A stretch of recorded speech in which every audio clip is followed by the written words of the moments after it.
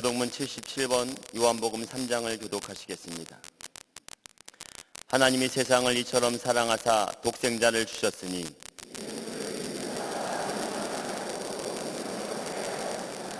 하나님이 그 아들을 세상에 보내신 것은 그로 말미암아 세상이 구원을 받게 하려 하심이라. 믿지 아니하는 자는 하나님의 독생자의 이름을 믿지 아니하므로 그 정죄는 이것이니 곧 빛이 세상에 왔으되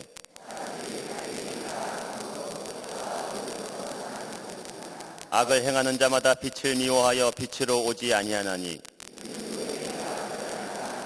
진리를 따르는 자는 빛으로 오나니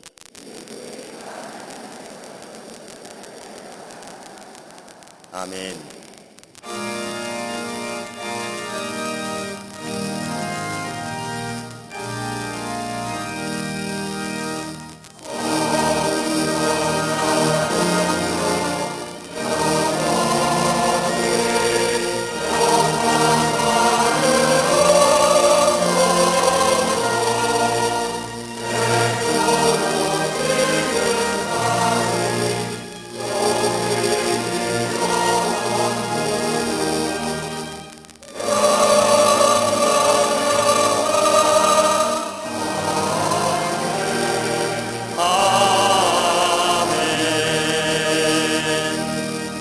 전능하사 천지를 만드신 하나님 아버지를 내가 믿사오며 그 외아들 우리 주 예수 그리스도를 믿사오니 이는 성령으로 잉태하사 동정녀 마리아에게 나시고 본디오 빌라도에게 고난을 받으사 십자가에 못 박혀 죽으시고 장사한 지 사흘 만에 죽은 자 가운데서 다시 살아나시며 하늘에 오르사 전능하신 하나님 우편에 앉아 계시다가 저희로서 산 자와 죽은 자를 심판하러 오시리라. 성령을 믿사오며 거룩한 공예와 성도가 서로 교통하는 것과 죄를 사하여 주시는 것과 몸이 다시 사는 것과 영원히 사는 것을 믿사옵나이다. 아멘. 삶의 인도자 되시는 거룩하신 하나님 아버지, 베푸신 주의 사랑과 은혜에 감사를 드립니다. 한 주간의 삶 가운데도 주의 팔로 보호하시고 이 시간 주님께 나와 예배하게 하심에 감사를 드립니다. 우리의 마음과 뜻과 정성을 다해 올려드리는 거룩한 산제사를 주님 흠양하여 주시옵소서. 주님 앞에 머리 숙여 예배할 때에 먼저 우리의 연약함과 죄악된 모습을 고백하오니 용서하여 주시옵소서. 나 자신의 이익만을 추구했던 모습, 교만과 허영에 물들었던 심령, 세상의 헛된 것을 따랐던 부끄러운 걸음, 모든 죄와 허물을 주님 앞에 아뢰일 때에 쓰시고 정결케 하시는 주의 손길을 경험케 하여 주시옵소서. 우리 주 하나님만 바라봅니다. 구원의 주가 되시는 십자가 부활의 예수님을 사모합니다. 성령님의 위로와 만지심을 기대합니다. 이 시간 예배의 감격과 기쁨이 우리 안에 충만케 하여 주시옵소서. 아름다운 이 땅 대한민국을 사랑으로 다스리시는 하나님, 주의 주권적인 은혜 안에 황무지와 같은 이 땅에 복음이 전파되고 믿음의 기도 위에 나라의 번영과 안녕을 이루어 주심에 감사를 드립니다. 이 땅의 모든 교회가 깨어 기도할 때에 더 크신 하나님의 선하신 역사를 이루는 영적 가나안이 되게 하여 주시옵소서. 잘못된 사상, 헛된 우상과 이단의 세력들은 도말하여 주시고 주를 향한 찬양이 가득한 우리 민족이 되게 하여 주시옵소서. 대통령과 위정자들에게 맡겨진 사명 감당할 지혜를 더하시사 사회 모든 분야의 공의와 안정이 있어지게 하여 주시옵소서. 특별히 이번 13일에 있을 국회의원 선거를 주의 손으로 붙드시사 합당한 지도자들이 선출되게 하시고 이를 위해 모든 국민들에게 바른 판단력과 분별력을 허락하여 주시옵소서. 아직까지도 헛된 이데올로기를 붙잡고 거짓된 야욕을 불사르는 저 북녘의 악한 정권을 심판하여 주시고 압제 속에 신음한 이들에게 속히 자유와 평화가 임하게 하여 주시옵소서. 남과 북 모두 하나이 되어 마음껏 주를 향한 찬양을 올려드리게 하여 주시옵소서. 하나님의 공의가 이루어지는 이 나라, 주님 예비하신 축복의 새 역사를 이루는 대한민국이 되게 하여 주시옵소서. 복음의 방주로 우리 광림의 재단을 세우시고 주의 사명 감당케 하시는 하나님 감사를 드립니다. 땅끝까지 이르러 복음의 증인되는 초대교회와 같은 능력의 재단으로 더욱 든든히 세워 주시옵소서. 늘 기도하시는 감독님, 허락하신 세계 선교의 비전을 성취하시기에 부족함 없도록 걸음마다 붙들어 주시고 모세에게 허락하신 쇠하지 않는 영역과 기력을 더하여 주시옵소서. 광림의 재단을 이끄시는 담임 목사님, 말씀의 권세와 성령의 능력을 날마다 더하시사 주님 맡기신 목자로서의 사명 더욱 힘써 감당케 하여 주시옵소서. 오늘 주의 거룩하신 말씀 선포하실 때에 불의 혀같이 갈라지는 성령의 능력이 나타나게 하시고 말씀 앞에 선 모든 성도들에게 크신 위로와 소망, 회복의 말씀이 되게 하여 주시옵소서. 주님 주신 말씀이 마음밭에 심겨질 때에 100배의 결실로 열매 맺게 하여 주시옵소서.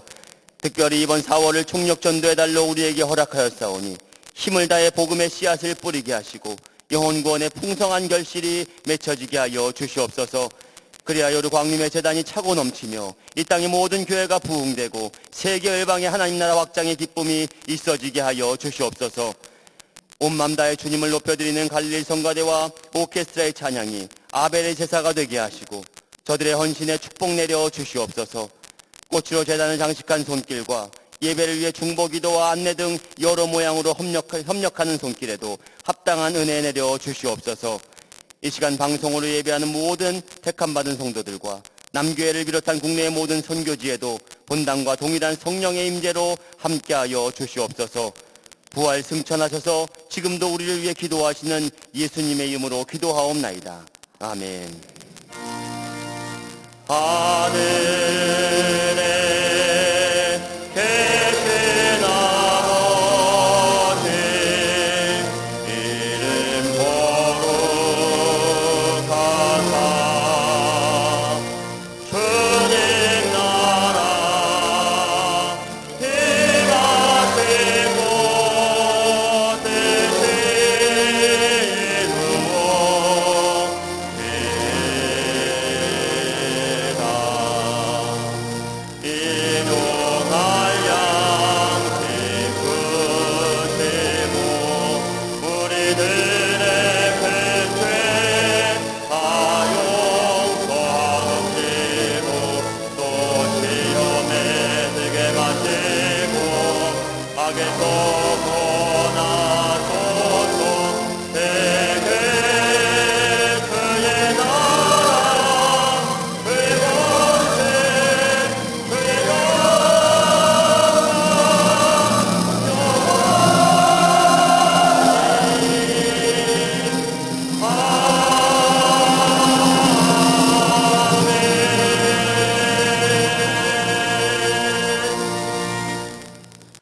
오늘 성경 말씀은 역대상 9장 28절부터 34절까지입니다.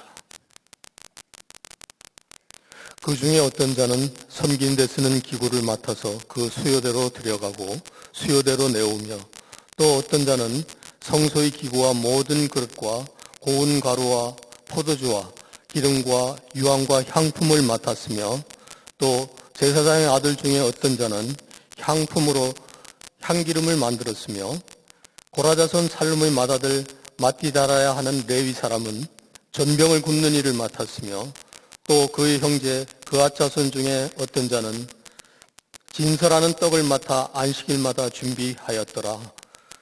또 찬송하는 자가 있으니 곧 레위 우두머리라. 그들은 골방에 거주하면서 주야로 자기 직분에 전념함으로 다른 일을 하지 아니하였더라. 그들은 다 레위 가문의 우두머리이며 그들의 족보의 우두머리로서 예루살렘에 거주하였더라. 아멘.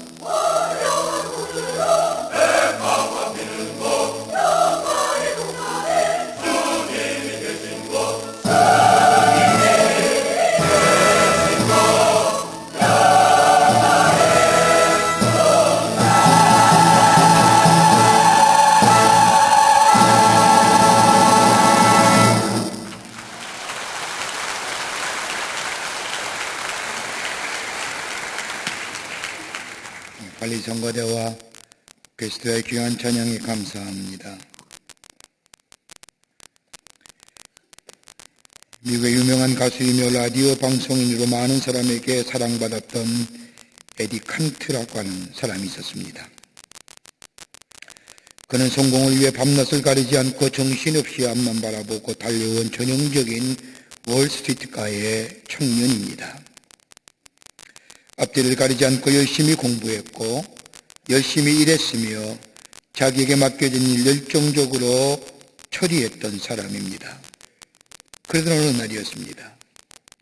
시골에 계신 어머니로부터 한 줄밖에 안 되는 짧은 편지를 받았습니다. 그는 이 편지를 받고 충격에 빠졌습니다. 그리고 어머니의 편지를 교훈 삼아 일생을 살았다고 나중에 고백합니다. 그 편지의 내용은 이런 겁니다. 아들아, 너무 빨리 보고 달리지 말아라. 그렇게 하면 주변의 아름다운 경치를 보지 못하고 그냥 지나치고 만단다. 너무 빨리 달리지 말라는 겁니다. 앞만 보고 달리지 말라는 겁니다. 그러면 주변의 아름다운 경치를 다 놓치게 된다는 겁니다. 이게 어머니 편지의 내용의 답입니다. 이 짧은 어머니의 편지를 받고 이 칸토는 깊게 생각합니다. 그리고 자기 수첩에 다음과 같은 4가지의 질문을 써놓고 선택과 결정의 순간이 있으면 이 질문을 자신에게 던지고 결정했다고 합니다. 그 첫 번째 질문은 나는 지금 야심을 위해 일하고 있는가 아니면 가치 있는 일을 하고 있는가? 내가 지금 하는 일이 내 자신의 욕망을 위한 일이냐 아니면 내 인생에 가치 있는 의미 있는 일을 하고 있느냐? 두 번째는 내가 하는 일이 나의 자신의 경력을 위해서 일하는가 아니면 나의 가족을 위해서 일하는가? 누구를 위해 일하고 있는가? 세 번째는 내가 물질의 성공을 원하는가 아니면 인생의 참다운 진리를 얻기를 원하는가? 네 번째 질문은 이 일이 나 자신을 위한 일이냐 아니면 남을 위한 일이냐? 일생을 살면서 선택과 결단의 순간에 이 4가지의 질문을 자신에게 던지고 그 물음에 답함으로 결정하며 살았더니 선한 영향력의 주인공 되었다는 겁니다. 우리는 예수 믿는다고 하면서도 내가 잘 되어야 된다고 생각합니다. 내가 먼저 잘 되어야만이 그 하나님의 축복이 다른 사람에게 나누어 줄 수 있다고 생각합니다. 그러기에 선택과 결정의 순간이 되면 언제나 이기적인 것이 멈춥니다. 여러분, 이기적인 선택은 그 당시에는 나에게는 지지받을지 모르지만 나중에 보면 나에게도 지지받지 못하고 다른 사람에게도 지지 얻지 못합니다. 오늘 성경 말씀을 보십시오. 오늘 성경 말씀은 역대상 1장부터 9장까지의 말씀입니다. 이 말씀을 읽다 보면 참 지루하기가 짝이 없습니다. 처음으로 예수를 믿는 사람이 결심을 하고 성경 읽기로 작정하고 신약 성경을 폈습니다. 마태복음 1장을 딱 폈더니 족보가 나오는 겁니다. 누가 누구를 낳고 누가 누구를 낳고 한참 있다가 지겨워서 덮었던 것처럼 역대상 1장부터 9장의 말씀을 보면 사람의 이름과 가문과 족보와 지파만 나옵니다. 그래도 그럴 것이 오늘 읽은 본문의 말씀은 이스라엘 백성이 오랫동안 바벨론에서 포로 생활하다가 고향인 예루살렘으로 돌아옵니다. 흔히들 포로 생활이라고 하면 채찍을 맞으면서 채적장과 같은 곳에서 강제 노동하는 장면을 떠올리게 합니다마는 그러나 유다의 포로들은 그러하지 않았습니다. 성경의 말씀을 보면 나름대로 그 땅에서 뿌리를 내리고 때로는 부와 영예를 얻으며 살았습니다. 학사 에스라 같은 사람은 바벨론에서 학자로서 이름을 떨친 사람이고 느헤미야와 다니엘 같은 사람은 바벨론 왕궁에서 높은 지위에 올라 나름대로 부와 명성을 가지고 살았던 사람입니다. 이렇게 70년의 세월이 흘립니다. 70년의 세월이 지나면서 그곳에 태어난 이 3세들은 바벨론의 언어와 문화에 익숙해져 갑니다. 이런 사람들에게 하나님은 바벨론을 떠나 고향인 예루살렘으로 돌아가라고 명령하십니다. 고향으로 돌아간다고 하는 것, 이스라엘 백성에게는 얼마나 감격스러운 일입니까? 이 감격도 얼마 남지 얼마 되지 않아 오히려 그들의 마음속에 어두운 그림자가 깃들입니다. 예루살렘으로 돌아간다고 하는 것, 예루살렘에 돌아가서 성전을 짓는다는 것 그렇게 넉넉지 않습니다. 가는 길도 문제입니다. 고향까지의 거리는 몇백 킬로의 거리입니다. 온 가족이 바벨론에서 정착했던 것을 다 싸가지고 이고지고 걸어서 저 예루살렘으로 돌아간다는 것 참으로 어렵고 힘든 일입니다. 이뿐입니까? 고향으로 돌아가면 반겨줄 사람이 있는 것도 아닙니다. 고향으로 돌아간다고 해도 제각기 살 길을 찾아야 합니다. 버려진 땅을 개간하고 농사지을 준비하며 하나님의 거룩한 성전 지어야 합니다. 예루살렘으로 돌아간다고 하는 것은 자신의 삶을 깡그리채 내려놓고 희생과 헌신과 결단의 문제입니다. 이런 배경 속에서 역대상 1장과 9장의 말씀은 각 지파의 자손들의 이름과 족보가 기록되어져 있는 겁니다. 사울의 죽음 이후에 다윗의 왕이 오르기까지 바벨론 포로 생활에서 돌아온 각 지파의 이름과 호소와 족보들이 지루하게 기록되어져 있습니다. 그런데 이 9장까지의 말씀을 읽는 가운데 지루한 가운데서도 우리에게 눈길을 끄는 인물이 있습니다.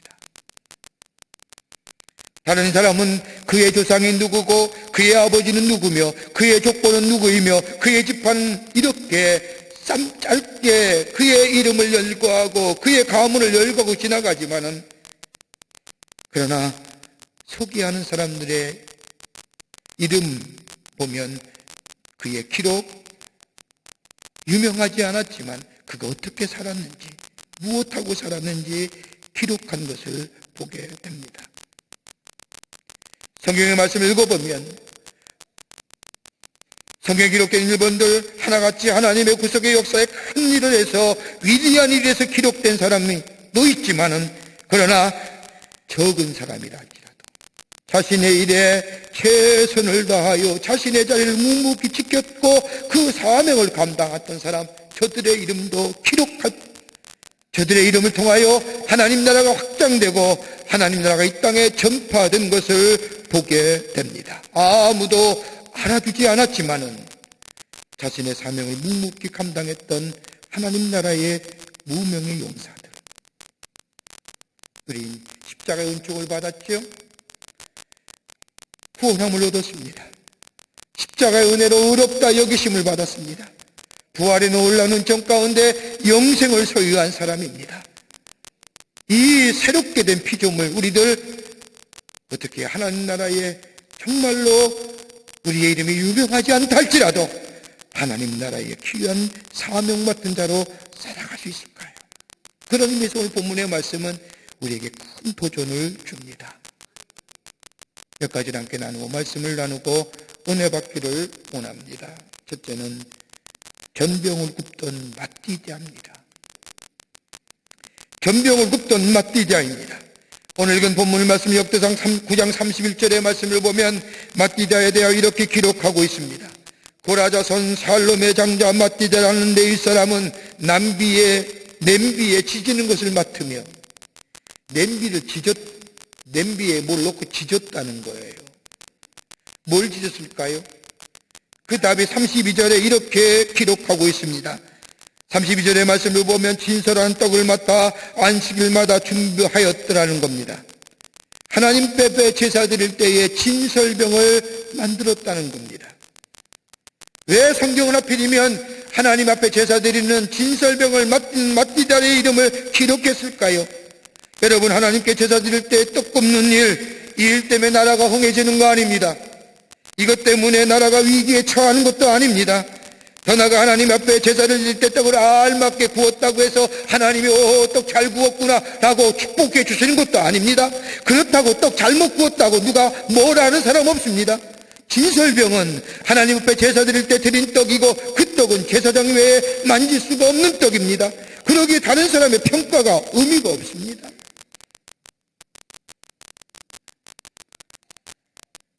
더 나아가 떡을 굽는데 특별한 리더십이 필요한 것도 아닙니다. 섬김의 리더십, 나눔의 리더십, 희생 이런 거 필요 없습니다. 기술이나 창조력 또한 필요한 것도 아닙니다. 한마디로 말하면 영향력이 없는 일이고, 그러나 마띠자는 그럼에도 불구하고 이 하나님 앞에 제사 드리는 떡을 정성껏 부었다는 겁니다. 별 볼 일 없는 일이나 특별하게 감당했다는 겁니다. 여러분, 진설병이 무엇입니까?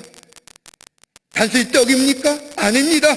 하나님 앞에 드려진 진설병은, 그 떡은 하나님과의 단절됐던 관계를 화해시키는 화해의 상징성이 담겨지는 떡입니다. 그러기에 그 떡을 드렸다고 하는 것은 하나님이여 우리의 죄를 사해 주시고 우리와 화목한 관계를 이루게 하여 주시옵소서라고 하는 의미가 담겨져 있는 떡이라는 말입니다. 묵묵히 자신의 자리에서 하나님이 주신 은혜를 가지고 하나님과 백성의 화해를 이루는 화해자의 직무인 떡을 만드는 일을 묵묵히 감당했다는 거예요. 여러분, 구원받은 것이 무엇입니까? 우리 다 구원받은 백성입니다. 예수님의 십자가의 놀라운 은총 가운데 죄사함을 받았고 구원함을 받았습니다. 여러분, 구원받았다고 하는 것은 바울의 표현에 의하면 새로운 피조물이라는 겁니다.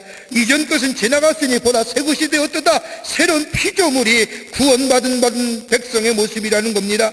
바울은 고린도후서 5장 18절과 19절에 새로운 피조물의 삶의 모습이 무엇인가를 말합니다.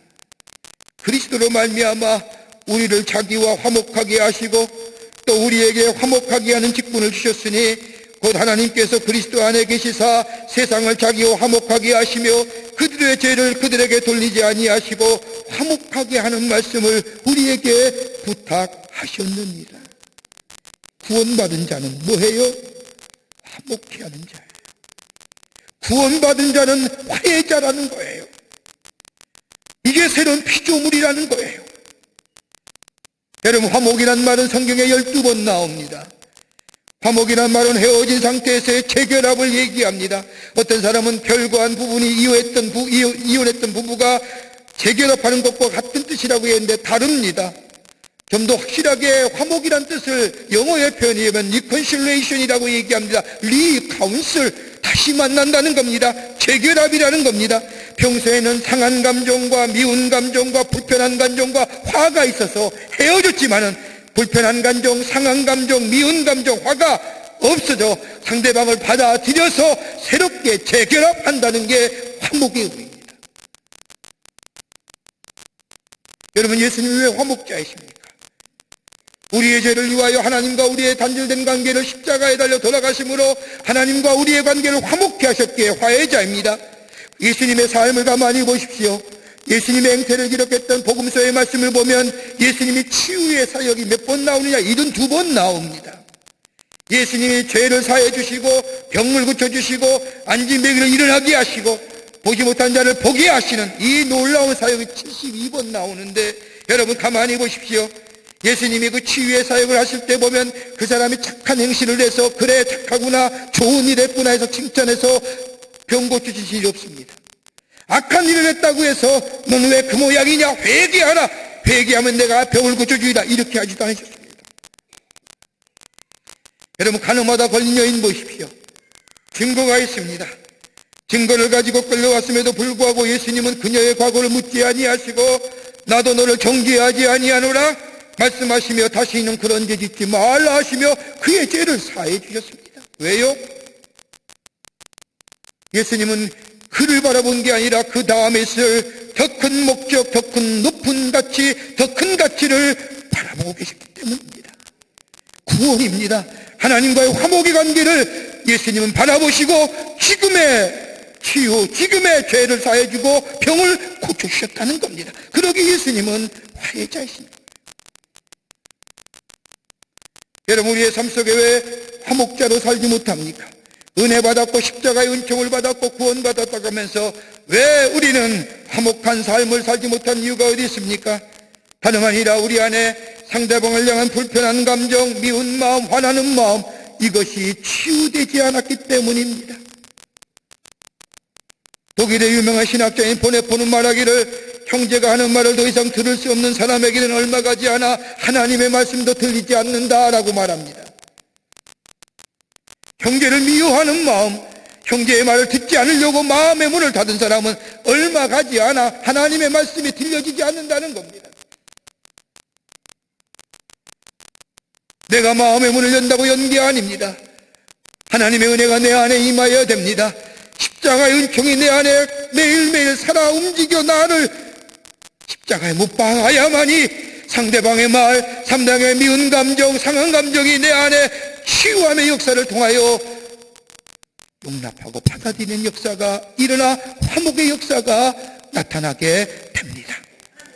그러게 저 미국의 콜롬비아에 가면 장로교 병원이 있는데 그 장로교 병원의 현판에 이런 말이 적혀져 있다고 합니다. 치유는 지극히 높은 자로부터 온다. 벤자민 프랭클린은 유명한 말 했지요. 병은 하나님이 고치시는데 요금은 의사가 받는다. 장로님 죄송해요. 병은 하나님이 고치시는데 돈은 의사가 받는데요. 권사님 미안하고요.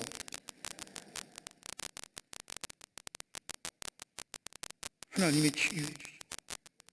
십자가의 은총이 내 안에 있는 거예요. 한 청년이 스승에게 찾아와서 묻습니다. 선생님, 화가 나면 나 자신을 가눌 수가 없는데 어떻게 하면 이 화나는 거 고칠 수 있을까요? 그래서 선생이 말하기를, 이봐, 그러면 자네의 못된 화를 한번 부려보게나. 그랬더니 청년이 대답하기를, 선생님, 지금 보여드릴 수가 없습니다. 왜? 왔다 가버렸거든요. 그랬더니 선생이 제자에게 하는 말이, 왔다가 가버린 것이 화라고 하면 그건 자네 것 아니네.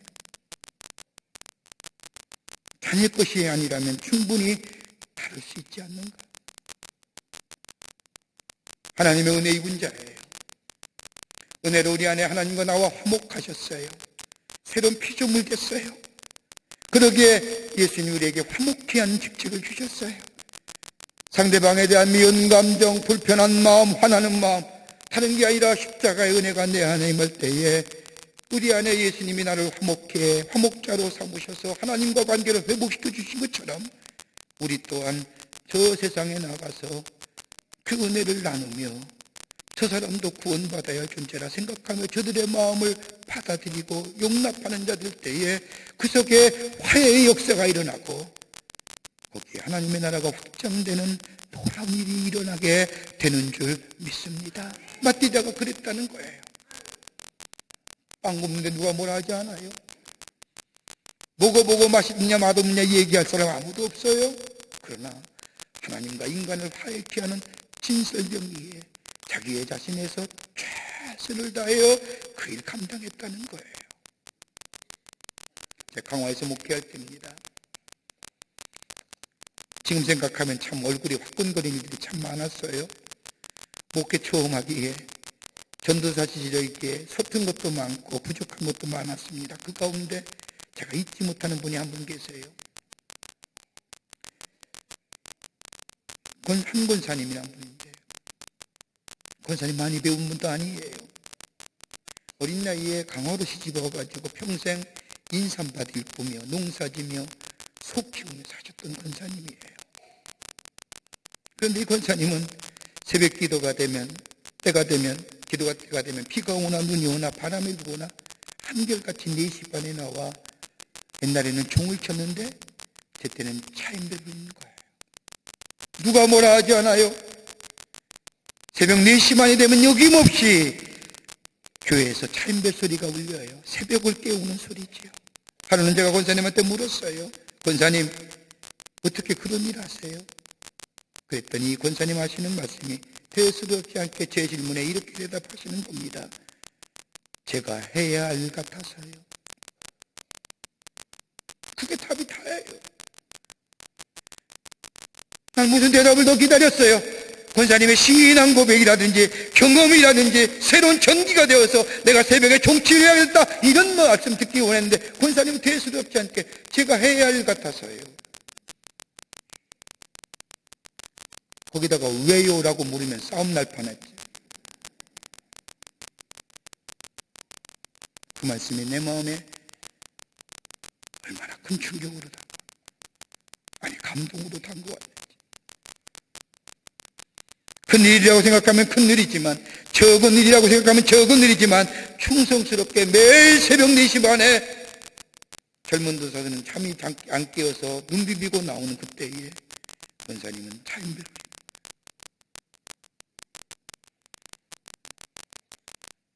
화해자의 상, 큰 일에서 주의 역사를 이루는 게 아니라 내 맡은 자리에서 최선으로 받은 은혜에 감사하며 그 은혜를 나누는 삶 될 때에 거기에 하나님의 역사가, 하나님의 나라가 유무명한 자 같으나 유명한 자요, 그의 이름이 오늘 성경 말씀에 기록되는 귀한 은혜, 하나님 나라의 확장에 쓰임받는 복된 삶이 되는 줄을 믿습니다. 두 번째로는 기도로 새로운 세계를 연 야베스입니다. 오늘 본문의 말씀을 보십시오. 역대상 9장까지의 말씀 가운데 많은 사람을 열거하면서 역대상 4장 9절과 10절의 말씀에 한 사람을 우리에게 소개하는데 야베스입니다. 야베스라는 이름은 고통스럽게 태어났다는 겁니다. 여러분, 이스라엘 백성의 이름은요, 그의 미래예요. 여러분, 아브라함 보세요. 뭐라요? 열국의 아비예요. 그렇게 됐지요. 사라 뭐예요? 열국의 어미예요. 그 이름대로 됐어요. 그러기에 그의 이름은 그의 미래예요. 야베스라는 이름은 고통스럽게 태어났다고 하는 것은 그의 일생이 고통스러운 삶을 살아가게 될 것이라고 하는 얘기예요. 그런데 야베스의 역대상 4장 9절의 말씀을 보면 그는 하나님 앞에 기도합니다. 우리가 잘 알고 있는 기도입니다. 하나님께 아뢰었더니 아뢰어 가로되 원컨대 주께서 내게 복의 복을 더하사 나의 지경을 넓히시고 주의 손으로 나를 도우사 나로 환난을 벗어나 근심이 없게 하옵소서 하였더니 하나님께서 그 구하는 것을 허락하셨더라. 우리 다 잘 알고 있는 기도예요. 윌킨스라고 한 사람이 이 기도 가지고 설교하기 전까지는 잘 몰랐지만 우리도 이 기도를 들 때마다 하나님, 우리도 그와 같이 되기를 원합니다. 내게 복을 더하여 주시고 나의 삶의 지경을 넓혀주시고 주여 나의 손을 도우사 환난을 벗어나게 하시고 그리고 하나님 나의 기도를 들어주시옵소서. 아멘하고 이 기도가 내 기도 되기를 원해요. 그런데 이 기도를 준 야베스는 어떤 믿음이었을까는 생각하지 않잖아요. 야베스가 이렇게 드리기를 기도의 제목, 자신의 일생의 삶, 미래가 결정되어진 삶입니다. 자신의 삶은 고통스러운 삶입니다. 이미 모든 것이 그렇게 되어 있습니다. 그럼에도 불구하고 야베스는 하나님 앞에 하나님이여 나의 기도를 들어주시고 내게 복의 복을 더하사 나의 지경을 넓혀주시고 나를 도우사 환난을 벗어나게 하시고 근심이 없게 하옵소서. 이렇게 기도하여 나중에 성경 말씀을 보면 하나님이 그를 존귀한 자로 여기셨더라. 이렇게 된 야베스의 기도에 그 믿음은 어떤 믿음이냐 이거예요. 야베스의 기도는 그 믿음은 다른 것이 아니라 하나님을 향한 믿음이었습니다. 하나님께 초점을 맞춘 믿음이었습니다. 한계와 바운드를 넘어서서 하나님의 축복의 장을 이룬 비결은 다른 것이 아니라 하나님을 향한 믿음, 하나님을 초점을 향한 믿음, 그 믿음의 기도가 그의 삶, 그의 미래를 바꿔 놓았다는 겁니다. 새로운 피조물이라는 다른 것이 아닙니다. 땅의 것을 바라보며 땅에 지나가는 것에 대하여 아쉬워하는 것이 아니라 그것을 숙명이고 운명이라 얘기하며 받아들이는 것이 아니라 눈을 들어 위를 바라보며 하나님 앞에 초점을 맞추며 하나님 앞을 향하여 믿음의 기도를 드릴 때에 우리의 삶의 바운드리, 우리의 삶의 환경과 여건은 넘어설 뿐만 아니라 새로운 하나님의 축복을 이루어 나아가는 복된 삶, 야베스처럼 하나님의 역사에 기록된 삶이 되는 줄 믿습니다. 이게 믿음이에요. 여러분, 일본의 후지산 정복사 가운데 최고령의 나이에 후지산 정복한 할머니가 계십니다. 할머니예요. 그의 나이 91세에 후지산 정복했으니까요. 그 할머니의 이름은 크루크스라고 하는 할머니인데 그의 나이 91살에 1988년 7월 24일 날 새벽 3시 45분 동특이 바로 직전에 후지산을 정복합니다. 91세의 나이에. 그녀가 후지산을 등정한다고 하니 수많은 사람들이 돕겠다고 나타납니다. 의사도 간호사도 등산가도 심지어 할머니의 건강을 위해서 요리사도 함께 등반하겠다고 함께 합류합니다. 그렇게 해서 새벽 3시 45분에 91살의 고령인 크루스 할머니가 후지산을 정복합니다. 3776m의 후지산입니다. 수많은 사람이 환호합니다. 대단합니다. 너무너무 잘하셨습니다. 환호와 갈채 속에 있을 때 이 크루스 할머니는 그 많은 사람들의 환호와 갈채를 잠재우면서 배낭 속에서 성경책 한 권을 꺼냅니다. 그리고 성경을 읽습니다. 이사야서 2장 3절의 말씀입니다. 우리 모두 주의 산으로 올라가자. 하나님이 계신 성전으로 어서 올라가자. 주께서 우리에게 길을 가르치실 것이니 가르치는 그 길을 따라오는 자. 율법은 시온에서 나오고 주의 말씀은 예루살렘에서 나온다. 이사야서 2장 3절의 말씀을 읽고 사람들에게 내려가자 얘기합니다. 시온에 오르자 이래요. 하나님 앞에 나아가는 자, 하나님 앞에 믿음을 두고 하나님 앞에 기도하는 자, 거기에 말씀이 나오고 거기에 은혜가 나오고 거기에 우리의 삶을 새롭게 하는 생명의 역사가 거기 있다고 합니다. 그러기에 이 크루스 할머니는 올라가자.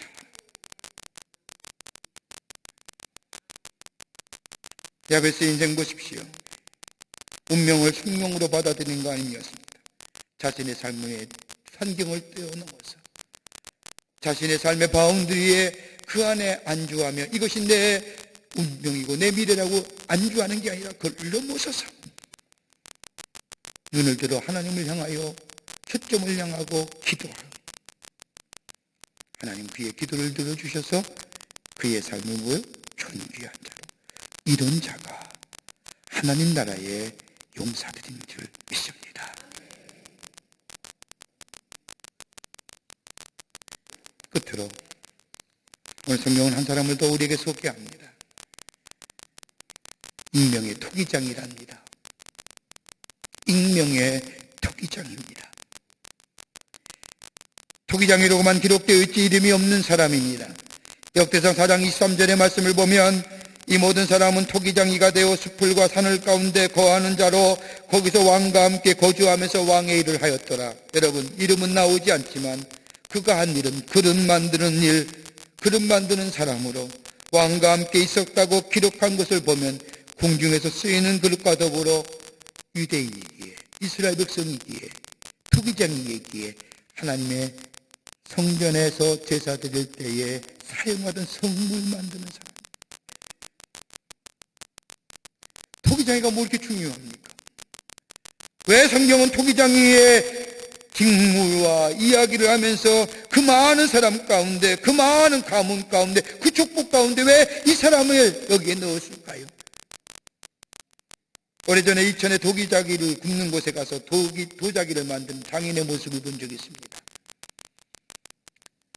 얼마나 정성스럽게 진흙을 가지고 그릇을 만드는지, 물레질을 하고, 그리고 거기다가 또 말리고, 그리고 가마에 불을 떼서 온도를 적정하고 거기다가 도기를 넣고 그 도기가 나올 때까지 기다립니다. 수많은 사람이 오고 가는데도 개의치 않습니다. 오로지 그의 관심은 도기에서 나오는 그릇입니다. 저 가마에서 나오는 도기, 그것에만 관심이 있습니다. 행여나 잘못이라도 나오면 안타깝지만 깨트려버립니다.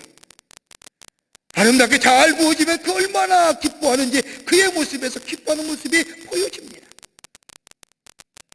한마디로 마음을 다해서 그릇 만들었다는 거예요. 정성을 다했다는 겁니다. 아마 오늘 본문에 나온 토기장이도 그랬을 겁니다. 왕께서 왕이 쓰여질 그릇, 아니 하나님의 제단에서 하나님께 쓰여질 그릇을 만들었을 때에 얼마나 정성을 다했겠습니까? 얼마나 마음을 다했습니까? 하나님 성전에 쓰여질 물건이기에 여러분 가만히 보세요.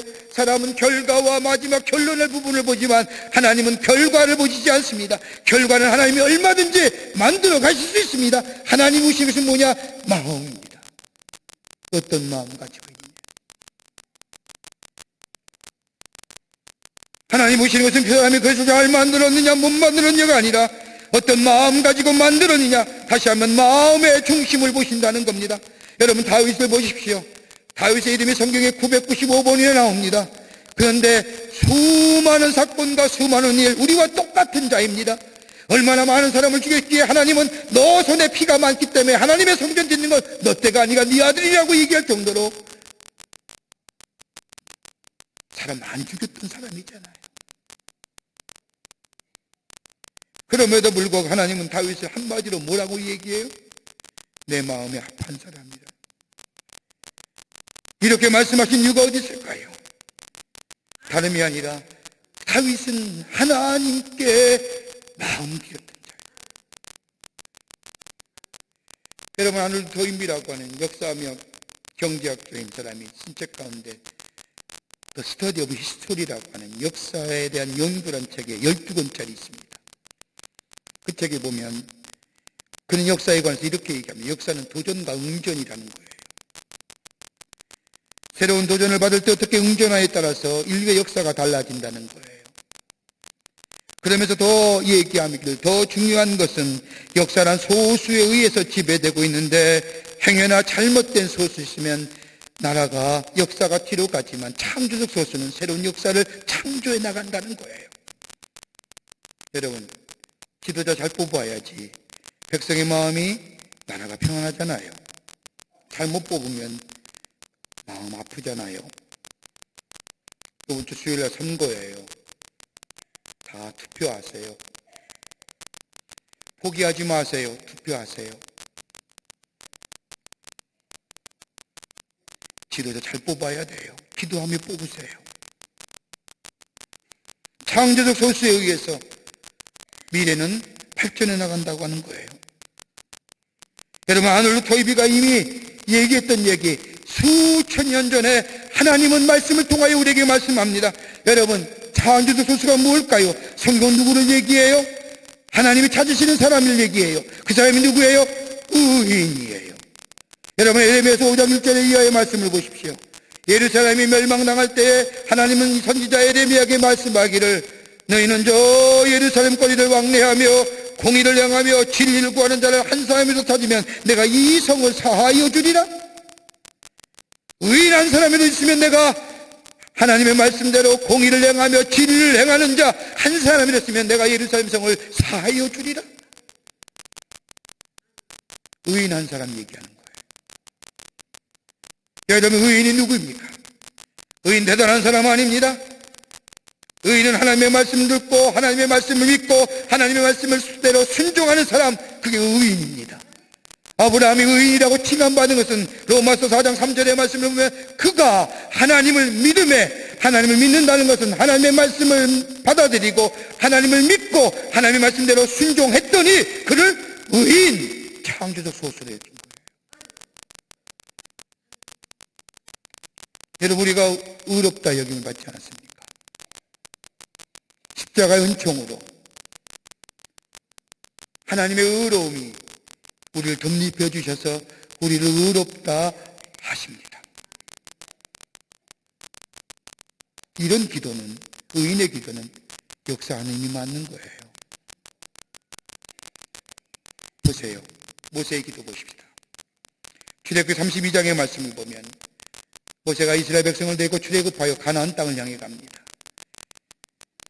이스라엘 백성이 하나님 앞에 크게 범죄했을 때에 하나님을 원망하고 큰 죄를 지고 우상을 섬기며 할 때에 하나님이 진노하시며 이스라엘 백성을 심판하시겠다 말씀합니다.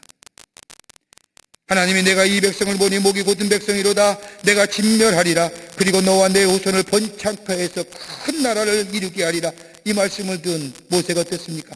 어이구, 하나님 감사합니다. 우리 집만 구원해 주시네요. 이렇게 하지 않았어요. 하나님 앞에 나가 기도합니다. 하나님, 내 이름을 하나님 나라의 생명책에 지워주니나이소서 이 백성 구원해 주십시오. 내가 죽는다 했어도 이 백성 구원하시면 감사하겠습니다. 하나님, 이스라엘 백성 데리고 여기까지 온 게 어떻게 된 겁니까? 하나님의 이름이 어떻게 될 겁니까? 모세가 이렇게 얘기할 때 하나님 어떻게 해요? 하나님의 진노를 바꾸시잖아요. 의인의 기도예요. 그렇게 의인의 기도는 역사의 힘이 많다는 거예요. 의인이 뭐예요? 하나님을 믿으며 하나님의 믿고 하나님의 말씀을 듣고 말씀에 순종하는 자 의인이에요. 여러분, 하나님 믿는다고 하면서도 하나님 믿습니까? 하나님 말씀을 듣으면서도 듣습니까? 말씀을 들으면 순종해야 되는데 순종합니까? 하나님을 믿기 믿되 하나님을 바라보며 사는 것이 아닌 하나님의 말씀을 듣기보다는 사람의 말을 더 잘 들으며 하나님의 말씀에 순종하기보다는 내 마음대로 내 기분대로 내 느낌대로 사는 삶이기에 기도해도 응답이 없는 거예요. 역사하는 힘이 없는 거예요. 본문으로 돌아가고 싶다. 토기장 그를 만들어서 어떻게 만들었을까요? 지 마음대로요? 아닐 거예요. 레위기나 신명기 말씀을 보면 하나님은 율례와 법도를 정해주셨어요. 어떻게 이렇게 해야 된다, 이렇게 해야 된다, 이렇게 만들어야 된다, 저렇게 만들었다. 아마도 토기장에는 하나님 성전에 쓰여진 물건이기에 하나님의 말씀대로 율례와 법도에 순종하며 그대로 만들었을 거예요. 정하신 말씀대로. 그러니까 수많은 사람들이 수많은 이름 족보와 지파들이 스쳐가지만 토기장의 이름이 토기장의 기록이 여기에 남아있는 거예요. 무명한 자 같으나 뭐예요? 유명한 자예요. 큰일 한다고 해서 하나님 나라의 귀한 일꾼 물론 받습니다. 그러나 내게 주신 은혜에 감사하며 그 은혜에 감격하며 내 삶 속에서 다른 사람과 화해자의 삶으로 살아가는 것. 그리고 기도하며 사는 것. 그리고 내 맡은 일에 최선을 다해서 충실하게 사는 것. 다른 사람이 알려주지 않아도 하나님 나라에 뭐예요? 유명한 자예요. 이런 믿음의 삶을 살아 주를 높이며 하나님 나라에 쓰임받는 복된 여러분과 저와 되시기를 주의 이름으로 축원합니다. 하나님 감사합니다. 구원하여 주시고 자녀 삼으시고 우리에게 귀한 은혜 주심에 감사합니다. 우리 또한 이 땅에 살면서 주신 은혜에 감사하며 예수님이 그러하듯이 이 땅에서 화해자의 삶을 살아가게 하시고 하나님을 향하여 늘 초점을 맞추며 기도하는 자 되게 하시고 의인의 간구 드리는 자 되게 하여 주셔서 하나님 나라를 세우며 무명한 자 같으나 유명한 자로 하나님 나라의 구속의 역사에 쓰임받는 저희들 되게 하여 주시옵소서. 도우실 줄 믿사옵고 예수님의 이름으로 기도하옵나이다. 아멘. 지금은 우리 주 예수 그리스도의 크신 은혜와 하나님 아버지의 형용할 수 없는 사랑하심과 성령님의 인도하심이 거룩한 주의 날 하나님 전에 나와 예배하며 주의 말씀 가슴에 품고 저 세상에 나가 그 말씀에 순종하여 하나님 앞에 영광을 돌리고 예수님이 행하신 것처럼 예수님 따라 이 땅의 화해자로 살아가기로 새롭게 결단하고 성전에 문을 나선 모든 사랑하는 광림의 권석들과 영상을 통하여 예배드린 한국교회 성도들과 당신의 거룩한 백성들 위해 주께서 지금으로부터 영원토록 함께 하시기를 간절히 축원하옵나이다. 아멘. 주신